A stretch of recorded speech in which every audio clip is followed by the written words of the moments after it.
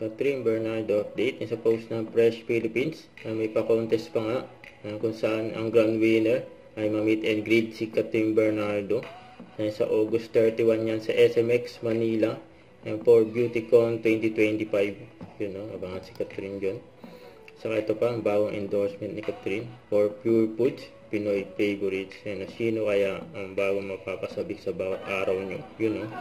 After ng endorsement shoot ni Catherine, may nagabang pa kay Catherine. Kahit na madilim.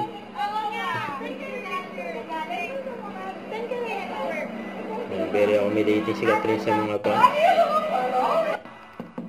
Ito yung day 2 endorsement shoot ni Catherine. Picture with John Bowing. Busy si Catherine. Anong endorsement niya. Ito pa. Yung RUG na episode ni Catherine with Coach Mauro saka si MJ Felipe. Napanood din sa YouTube channel. Saka ito, yung billboard ni Catherine sa SM City Bacoor, Cavite. Ayan si Catherine at si Mami Min.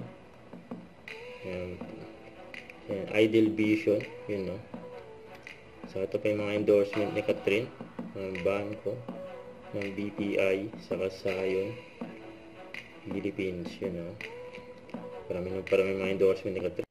Don't forget to subscribe, click the notification bell for more update. This is Richard Reaction Vlog. Stay tuned for more videos. See ya.